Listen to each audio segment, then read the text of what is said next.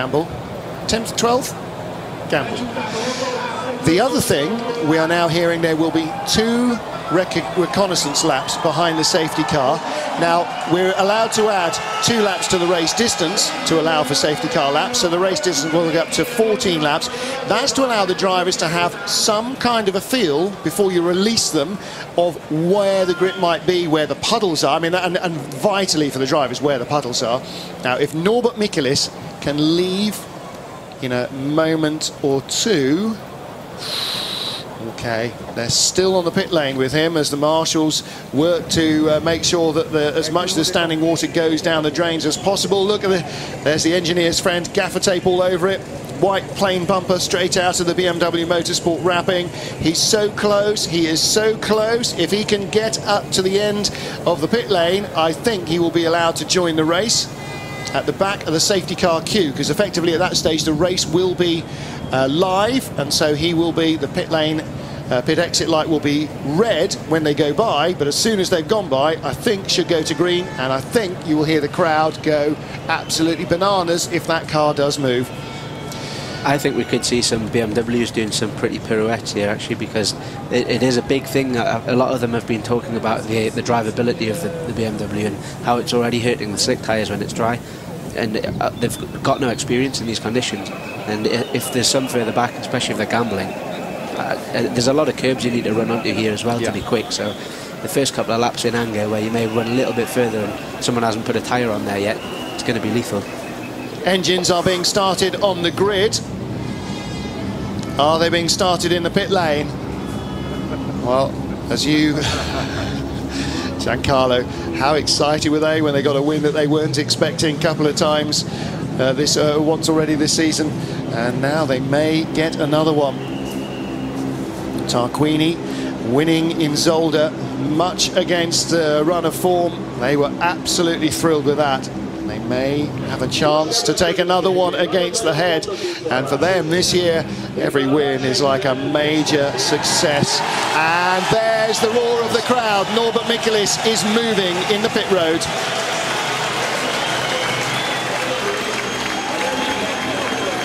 Norbert Michaelis moves down in his very badly damaged BMW to pit exit. He's not the only car there. Mehdi Benani is there too. Now, what are they doing with Michaelis? Why is he not in line astern? And the other car in there is Fabio Fabiani. And Benani as well, I think, at the front. Yeah, Benani's at the front of the queue. Then Fabiani, and then... I think that was Fabiani, who... maybe he was 5th at the line because he came through the pit road. That's a good point. That may well be when the race was stopped. So 3 laps have been completed. We can add 2 further laps to the race distance. So I anticipate it would go up to 14 laps, which means that these 2 reconnaissance laps are precisely that. They will not count as racing laps. Well, they will, but we won't be 2 laps shorter. And the crowd celebrating the fact that a car that none of them would even touch on a second-hand lot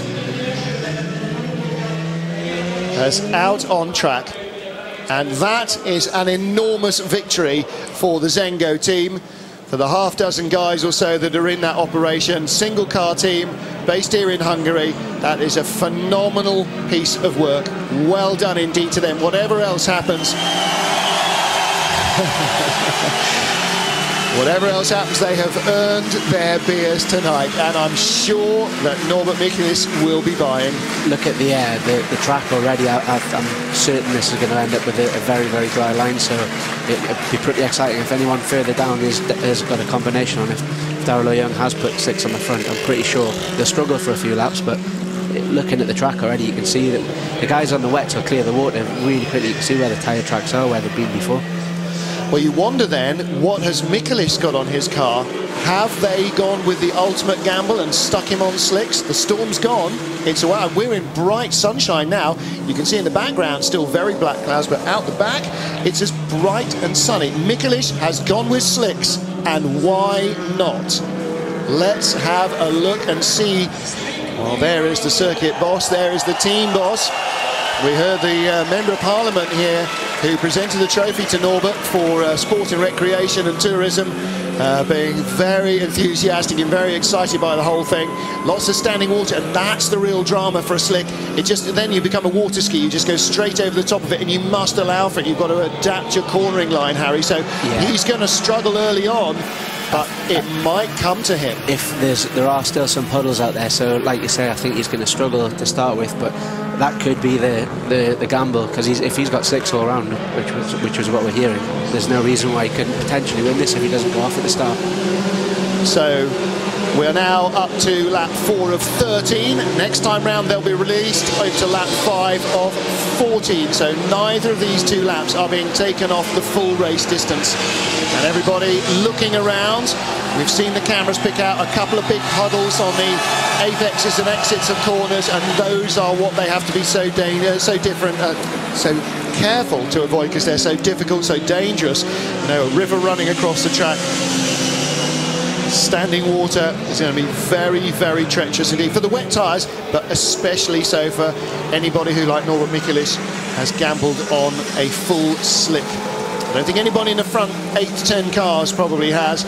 If you're halfway down the grid and below, okay, heads up, let's just trust in our, you know, luck, our experience, and the fact that definitely the conditions are not going to get any worse. Yeah, it's only going to dry up now, and I'm pretty sure that was one of those freak thunderstorms that we were talking about before. And in the distance there, you can still see the sky is really, really black. Very, very wet around the back of the circuit, from sort of 7 rounds to 14, very wet indeed. First half of the lap looks pretty manageable. Second half of the lap looks pretty dodgy to me. On board there with Rob Huff in 5th. We are getting ready for the restart. Well, whatever else, the Zengo team are having a real adventure. This is a home race weekend they will never forget, for all the right reasons, for all the wrong reasons, and it's all the emotion that a small team racing in front of an enormous crowd. They know they're in the spotlight, and they are stepping up to respond. They've had everything this weekend as well. He's been consistently running at the front.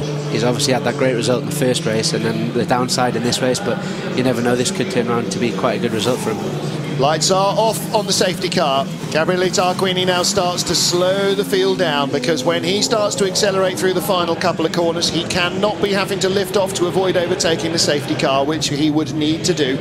So he's got to give himself breathing room. Crowd are on their feet.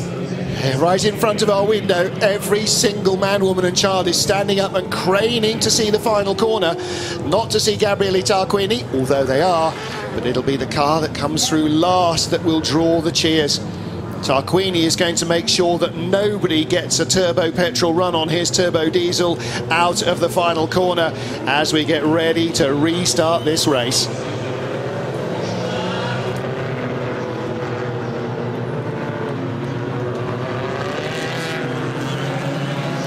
We go green again in Hungary. Gabriele Tarquini taking an enormous jump at the lead, and Alain Menu and Ivan Muller, 3rd and 4th, are looking at Tom Coronel with envious eyes. Menu's going to look at making a move down the inside. Montero is defending against Robert Dahlgren, and the crowd go wild as Mikulic's battered car comes through, and Coronel holding off Menu as Tarquini drifts out really wide. But again, the further wide you go, perversely, the more grip there is, because there's less oil and rubber from other race cars. Tarquini still leads. It's still Coronel's BMW inside Menu. They've got to get slowed down. Behind, loads of Seats in a bunch with a Volvo in the middle. Oriola, Montero on the outside is Nukia. Yeah, contact. Nuki was, beg your pardon, Dahlgren was inside Montero, and the two made contact, and Menu's gone through. Menu up to 2nd, on board with Huff. He's behind Muller. Oh, Menu in the barriers! Massive clash into the barriers for Alain Menu. Coronel's back up to 2nd, and Menu, I think, must have hit standing water down in the dip there. And Huff is having a look, and Muller is having a look. Muller there. Oh, and Coronel drifts out wide. Look at the grip the Chevy chassis has got. That shows how good the chassis is on that car. And he's got the place. Coronel can't turn in on him into 6th. He is through into 2nd place. Wow. Well, fantastic stuff. The crowd is shouting as they watch the Diamond Vision screen of the battle for the lead, and of Norbert Michaelis as well. Tarquini leads, but it is all going on behind. And again for Tarquini, got to escape, get away, let them fight and wear their tyres out. Yeah, he's got Muller behind him now as well, so he's going to be well aware that he's coming. Dear, and Dahlgren makes contact with a second Seat, and this time it's the teenager Pepe Oriola, his